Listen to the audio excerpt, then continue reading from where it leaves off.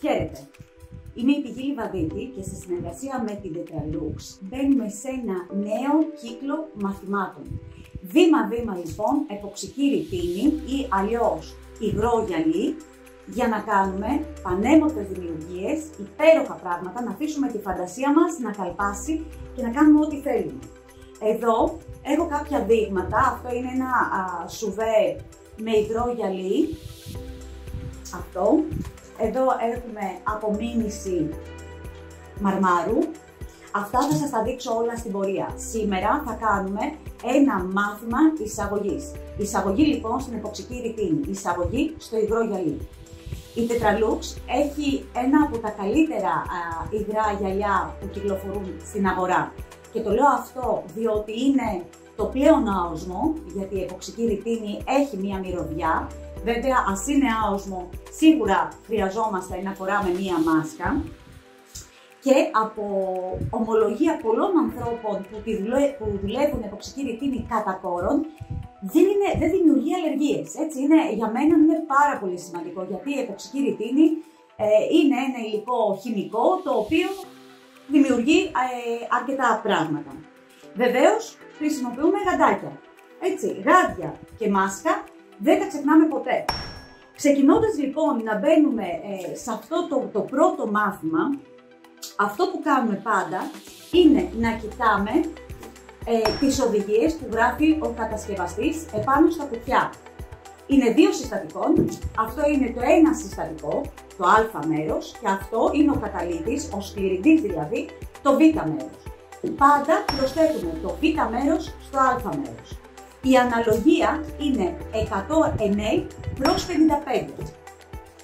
Εδώ, για να διευκολύνω λίγο, να σας διευκολύνω λίγο, έχω ένα πίνακα που έχω γράψει τις αναλογίες, ξεκινώντας από τα 10 ml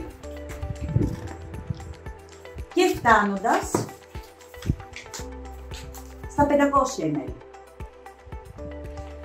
Αυτό θα σας το παραθέσω και στο τέλος του βίντεο σε μορφή φωτογραφίας, προκειμένου να σκανάρετε, να το γράψετε, να το αντιγράψετε κάπου και να το έχετε, ούτως ώστε να μην ψάχνετε την τελευταία στιγμή, να μην χρησιμοποιείτε κομπιούτερ κτλ.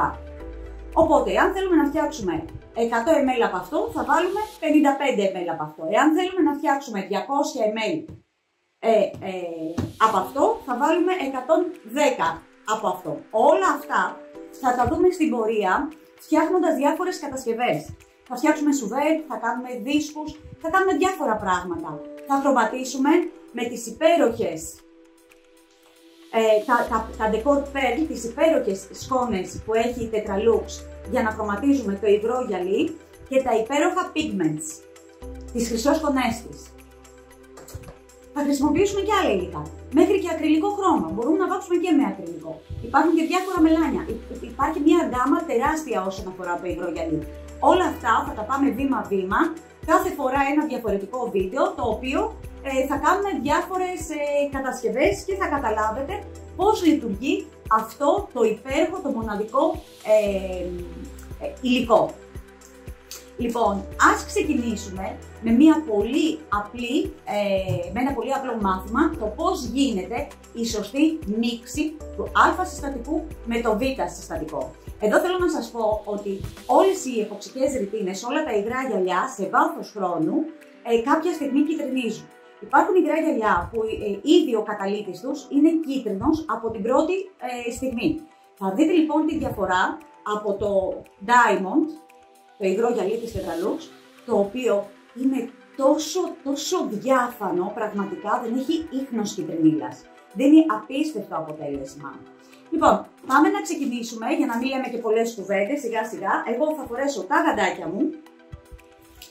Στο σημερινό μάθημα θα κάνουμε μία μικρή πρόσμιξη. Θα φτιάξουμε ένα σουβέρ, απλά για να δείτε πώς γίνεται σωστά η πρόσμιξη του υγρού γυαλιού, το οποίο είναι και το πιο σημαντικό βήμα, γιατί η αλήθεια είναι ότι είναι ένα υλικό λίγο ιδιότροπο, όπως όλοι μας. Θέλω να σας πω σε αυτή τη φάση ότι Θα πρέπει να προσέξετε τις θερμοκρασίες που επικρατούν στο χώρο σας. Θα κοιτάζετε πάντα τι γράφει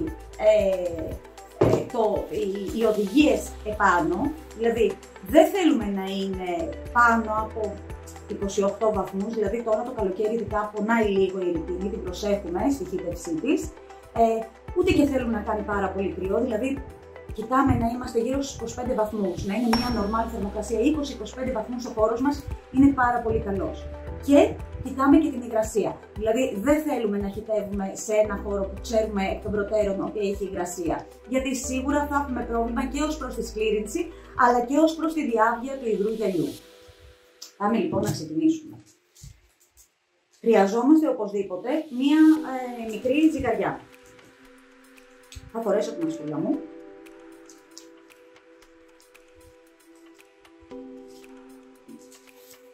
Χρησιμοποιώ ποτηράκια πλαστικά, διότι έτσι φαίνεται η διαφάνεια καλύτερα. Μας δείχνει πολύ καλύτερα εάν έχει ανακατευτεί σωστά το υγρό γυαλί.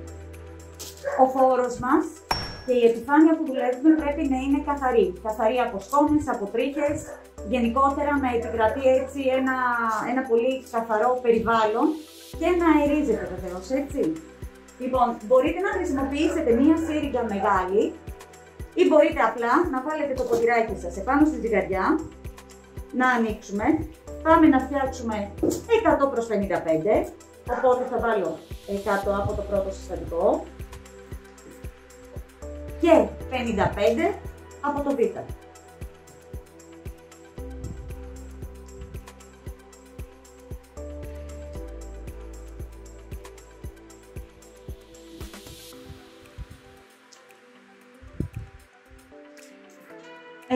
α συστατικό, 55 β συστατικό. Γυρίζω το β συστατικό μέσα στο α. Κοιτάζω να μην το κάνω από πολύ μεγάλο ύψος. Θέλω να σας πω ότι είδατε, έβαλα πολύ διάφανα ποτηράκια προκειμένου να δείτε πόσο διάφανο είναι το συγκεκριμένο υγρό γυαλί. Δηλαδή πραγματικά είναι απίστευτο. Μαζεύω όλο το υγρό γυαλί από το ποτήρι μου. Μπορώ να χρησιμοποιήσω σπατουλίτσα πλαστική, εγώ έχω πάρει ένα μαχαιράκι πλαστικό εδώ πέρα. Μπορείτε να χρησιμοποιήσετε και ξύλινους αναδευτήρες, αλλά είναι προτιμότερο να χρησιμοποιείτε πλαστικό, γιατί σκουπίζονται πιο εύκολα και επειδή δεν έχει την πρόσφυση όπως έχει το ξύλο, δημιουργεί λιγότερες φυσαλίδες. Λοιπόν, κοιτάξτε που κάνει κάποιες γραμμές μέσα. Αυτό εδώ τώρα, εγώ θα το ανακατέψω σχεδόν για 3 λεπτά. Δεν θέλω βίαιο ανακάτεμα, θέλω απαλά και με υπομονή να γίνεται το ανακάτεμα. Θα ανακατέψω τόσο, ούτως ώστε να γίνει, κοιτάξτε, αυτή τη στιγμή, για να το φέρω κοντά, είναι λίγο θαμπό. Όταν θα ανακατευτεί πλήρως και θα έχουν γίνει τα δύο υλικά ένα, τότε θα γίνει διάφανο τελείως. Θα το βοηθήσω λίγο γυρίζοντας το ένα ποτήρι μέσα στο άλλο 2 με 3 φορές. Αυτό βοηθάει ειλικρινά στο να ανακατευτεί πολύ καλά το πρώτο με το δεύτερο συστατικό.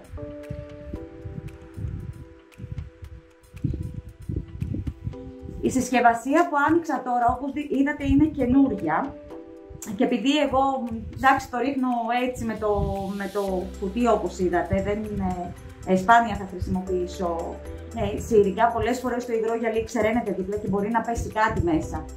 Σε αυτή την περίπτωση λοιπόν σουρώνω, όταν το γυρνάω το ένα ποτήρι στο άλλο, το σουρώνω με ένα τούλι ή με μία λινάτσα.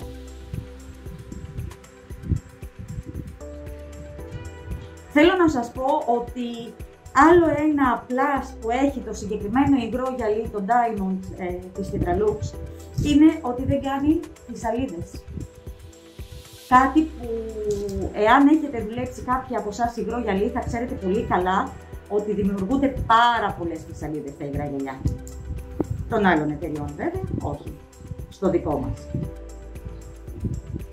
Και θα σας δείξω και πώς θα εξουδετερώσετε τις φυσαλίδες αυτές, ούτως ώστε να μην σας βγει στο έργο σας. Σε αυτή τη φάση λοιπόν εδώ, που έχω κάνει το μισό ανακάτεμα, θα έρθω και θα γυρίσω στο άλλο μου ποτήρι. Και πάλι καθαρίζω τα τυχώματα πολύ καλά.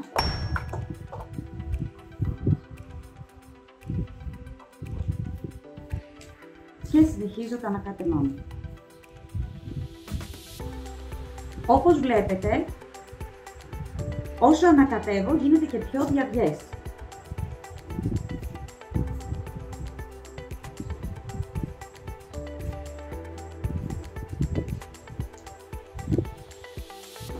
Δεν θέλω να ανακατεύετε έτσι, γιατί όταν ανακατεύουμε έτσι, κοιτάξτε, μπαίνουν μέσα, όταν κάνω αυτό το πράγμα, δημιουργούνται φυσαλίδες μέσα.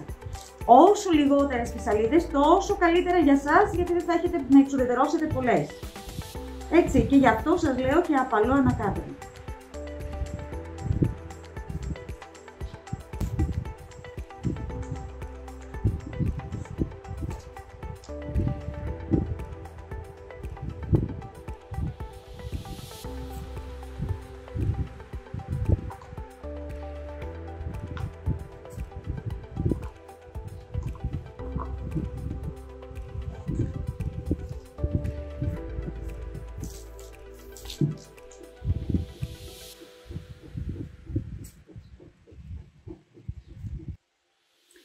Βλέπετε ότι έχουν εξαφανιστεί οι γραμμές που είχε μέσα και έχει γίνει διαβιές.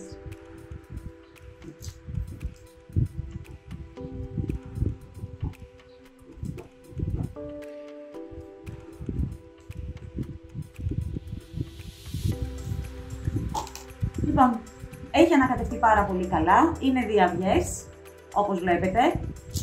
Τώρα αυτό πρέπει να μείνει για να ξεκουραστεί. Να βγουν οι φυσαλίδες τους, θέλει από 10 λεπτά, δηλαδή μπορείτε να το αφήσετε από 10 λεπτά έως και μισή ώρα.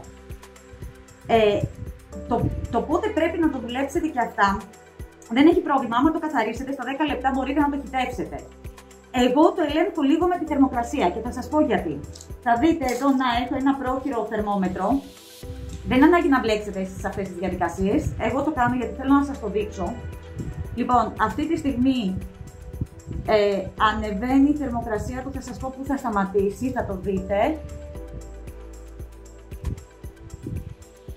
Θα δείτε ότι αυτό το ποτήρι θα φτάσει σχεδόν στους 40 βαθμούς.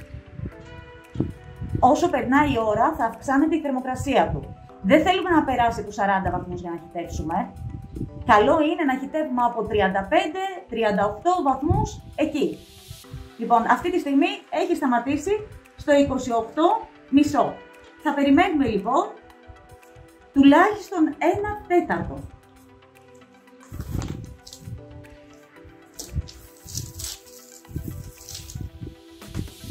Τώρα, θέλω να σας δείξω, έχω αυτό το καλούπι.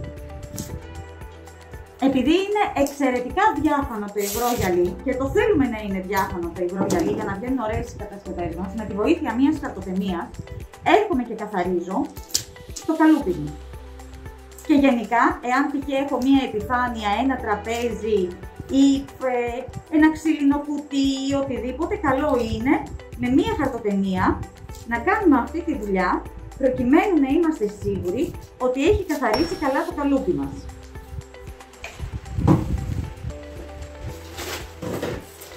Και λίγο χαρτάκι για να το καθαρίσουμε. Τώρα είναι έτοιμο για να το χυτεύσουμε. Στην παρούσα φάση μπορώ να σας δείξω ένα τρίκ πώς μπορείτε να υπολογίζετε ακριβώς το πόσο υγρό γυαλί θα χρειαστείτε π.χ. για αυτό το καλούπι. Τι κάνω λοιπόν? Χρησιμοποιώ νερό και ένα ποτηράκι.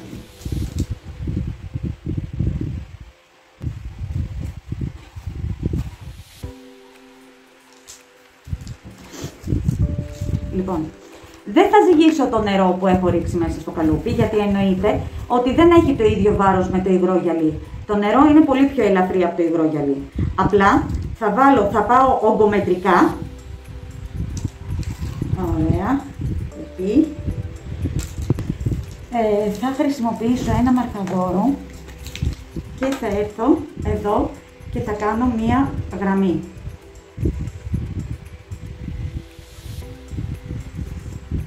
Εντάξει. Μέχρι εκεί λοιπόν θα ρίξω το υγρό γυαλί μου και θα φτιάξω το καλούπι αυτό. Θα το ζυγίσω και από κάτω θα έρθω να γράψω τα γραμμάρια στο καλούπι αυτό για να ξέρω για την επόμενη φορά πόσο ρητίνη χρειάζομαι για να χυτεύσω εδώ πέρα. Σκουπίζω καλά το ποτηράκι μου, να μην έχει υγρασία νερό. Το νερό δεν είναι συμβατό με το υγρό γυαλί. Την υγρασία γενικότερα δεν τη θέλουμε στο υγρό γυαλί.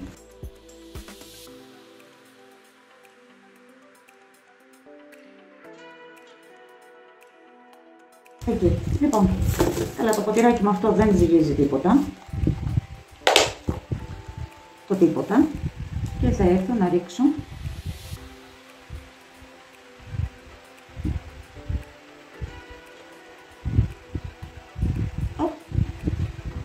αυτό. Πόσο είναι?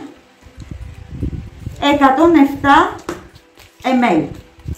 110 θα γράψω εγώ, δεν πειράζει, και λίγο παραπάνω. 110 ml. Οπότε γνωρίζω για την επόμενη φορά ότι αυτό το καλούπι μου χρειάζεται 110 ml. Το καταλάβατε το τρικάκι αυτό πώς το έκανα? Βάζω νερό πρώτα εδώ, το ρίχνω σε ένα ποτήρι, σημειώνω μέχρι που θα πάει, είπαμε, μετράμε ογκομετρικά και όχι με το βάρος του. Για να δούμε σε θερμοκρασία που έχει φτάσει.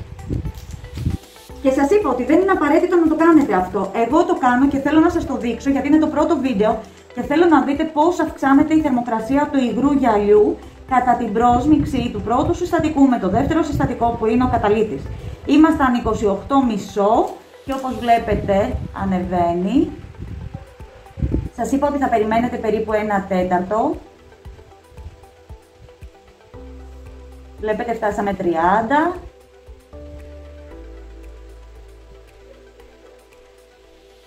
Σε 5 λεπτά θα είναι έτοιμο να το χυτεύσουμε.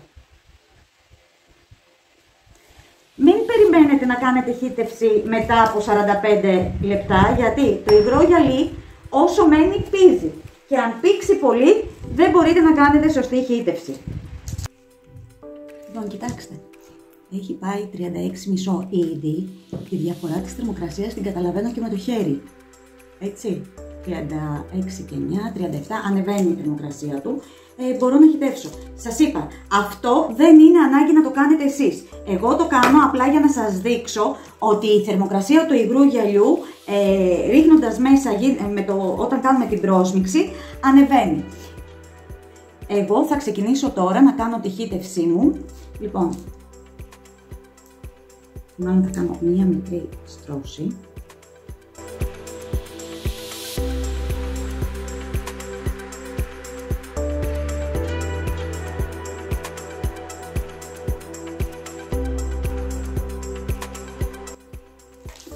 Εμένα αυτή τη στιγμή εδώ πέρα δεν έχει καμία φυσαλίδα. Θα περιμένω όμως γιατί μπορεί να βγει, όπως είδατε δεν το έχω ρίξει όλο το υγρό γυαλί μέσα. Λοιπόν, έχω κάνει μία μικρή επίστρωση. Τώρα θα πάρω τα λουλουδάκια μου, θα τα βάλω με την ανάποδη. Θα τα ανοίξω λίγο.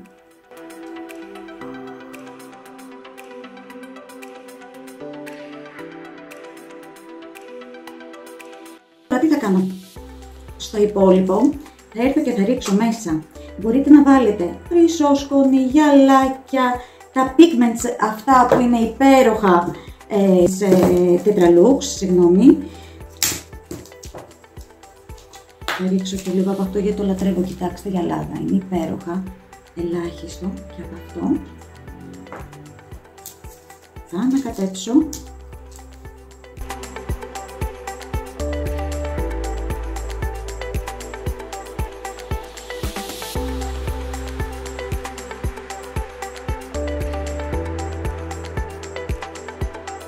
Εδώ θέλω να σας πω, σε περίπτωση που έχει φυσαλίδες, χρησιμοποιείτε ένα φλόγιστρο με πολύ μεγάλη προσοχή, να μην κάψετε τα καλούπια σας, ή υπάρχουν στην αγορά ειδικά προϊόντα με βάση το αλκοόλ που απλά ψεκάζεις από πάνω έτσι και αν έχει οποιαδήποτε φυσαλίδα, απλά η φυσαλίδα εξαφανίζεται. Λοιπόν, περιμένω να ηρεμήσει λίγο και το υπόλοιπο και θα πάω να το ρίξω από πάνω. Θα ξεκαλουπώνω μετά από 24 με 48 ώρες, ανάλογα τις συνθήκες που υπάρχουν, που επικρατούν στο σημείο που δουλεύουμε. Όμως να ξέρετε ότι το υγρό γυαλί οριμάζει μετά από 7 ημέρες. Μπορείτε να ξεκαλουπώσετε μετά από 24 ώρες, αλλά εάν ας πούμε θέλετε να το δωρήσετε και τα λοιπά, καλό θα είναι να το δώσετε μετά από μία εβδομάδα για να είσαστε σίγουροι ότι έχει οριμάσει η κατασκευή σας.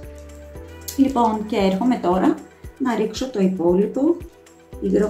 Κανονικά, για να γίνει πάρα πολύ ωραίο και 3D, πρέπει να αφήσω αυτό μία μέρα να στεγνώσει και μετά. Αλλά τώρα προκειμένου να κάνω το βίντεο, εγώ θα το ρίξω κατευθείαν.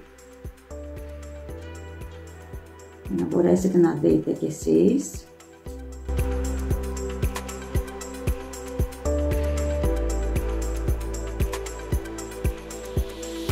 Θα απομυθούν τα λουλουδάκια μας, αυτό είναι το μόνο σίγουρο. Θα τρέξουν δεξιά, θα τρέξουν αριστερά, θα τα τακτοποιήσουμε βέβαια εμείς.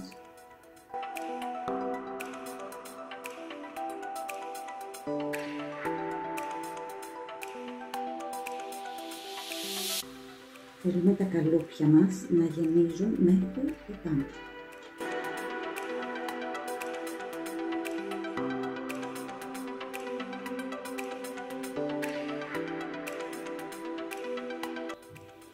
Αυτή θα είναι η κάτω πλευρά.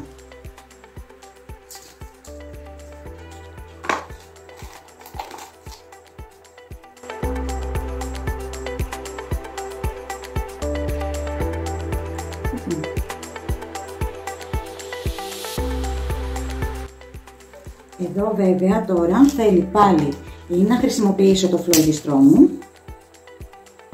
Αυτή τη διαδικασία θα την κάνω 2-3 φορές προκειμένου, γιατί τώρα θα ηρεμήσει, δηλαδή για τα επόμενα 10 λεπτά θα περνάω ένα φλόγιστρο από πάνω ή θα ψεκάζω με τα ειδικά προϊόντα που υπάρχουν στην αγορά προκειμένου να κάθονται οι φυσαλίδες. Και μετά το αφήνω, το ξεχνάω και έρχομαι μετά από 24 ώρες να ξεκαλουπώσω. Ραντεβού λοιπόν σε 24 ώρες από τώρα.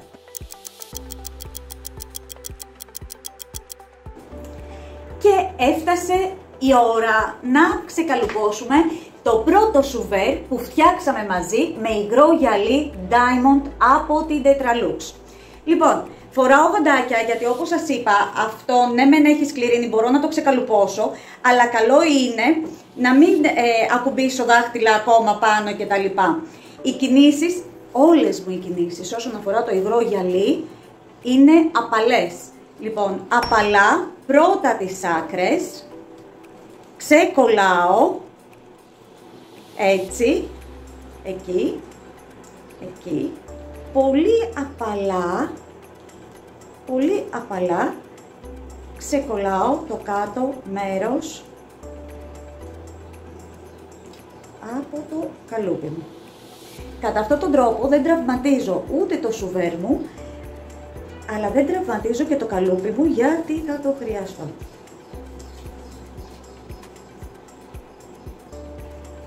Έτοιμο. Δεν ξέρω αν βλέπετε πόσο καθαρό είναι, πόσο διαβιές, πόσο πολύ γυαλίζει. Κοιτάξτε εδώ. Έχουμε κλείσει μέσα τα λουλούδια μας. Κοιτάξτε διάβια.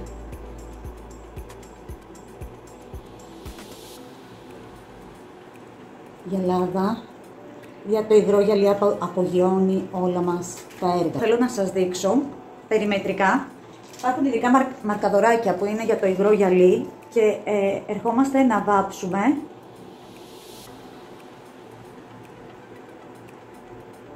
Είναι ανεξίτηλα, δεν φεύγουνε, μην το φοβόσαστε. Και λίγο την πάνω μεριά. Θα κάνω ένα πέρασμα και ένα δεύτερο χέρι, θα το δείτε στη φωτογραφία, θα σας το δείξω σε φωτογραφία στο τέλος του βίντεο. Λοιπόν, είμαι πολύ χαρούμενη. Κοιτάξτε γυαλάδα. Υπάρχουν ειδικά αποξηραμένα λουλουδάκια που μπορείτε να βάλετε μέσα. Σας είπα, υπάρχει μια πολύ μεγάλα γκάμα διακόσμησης για το υγρό γυαλί. Θα δούμε πολλά σε παρακάτω βίντεο, σε καινούργια βίντεο που θα γίνουν. Αυτό ήταν ένα βίντεο για την εισαγωγή στην εποξική ρητίνη, στο υγρό γυαλί. Εύχομαι να το απολαύσατε, εύχομαι να σας έδωσα αρκετές πληροφορίες. Και άλλες πληροφορίες θα έρχονται σιγά σιγά στα βίντεο που θα κάνουμε. Κάντε εγγραφή στο κανάλι, έχουμε πάρα πολλά να δείξουμε. Πατήστε κουδουνάκι να σας έρχονται ειδοποιήσεις, αφήστε σχόλιο με τυχόν απορίες και εμείς θα σας απαντήσουμε. Καλή συνέχεια και καλές δημιουργίες σε ό,τι και αν κάνετε. Γεια σας! Πάμε να ξεκινήσουμε. Εγώ θα φορέσω τα γαντάκια μου, θα φορέσω τη μαστούγα μου. Πάμε να φτιάξουμε 100 προς 55, οπότε θα βάλω 100 από το πρώτο συστατικό και 55 από το Β. Γυρίζω το Β συστατικό μέσα στο Α.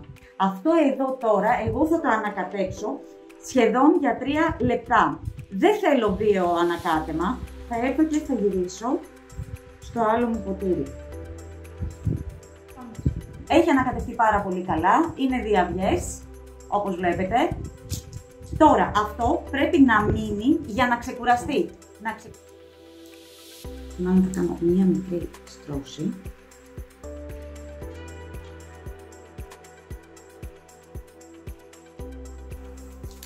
Σε περίπτωση που έχει φυσαλίδες, χρησιμοποιείτε ένα φλόγιστρο με πολύ μεγάλη προσοχή, να μην κάψετε τα καλούπια σας, ή υπάρχουν στην αγορά ειδικά προϊόντα με βάση το αλκοόλ που απλά ψεκάζεις από πάνω έτσι και αν έχει οποιαδήποτε φυσαλίδα, απλά η φυσαλίδα εξαφανίζεται. Λοιπόν, περιμένω και τα λοιπά. Οι κινήσεις, όλες μου οι κινήσεις όσον αφορά το υγρό γυαλί είναι απαλές. Λοιπόν, απαλά, πρώτα τις άκρες, ξεκολλάω. Υπάρχουν ειδικά μαρκαδοράκια που είναι για το υγρό γυαλί και ερχόμαστε να βάψουμε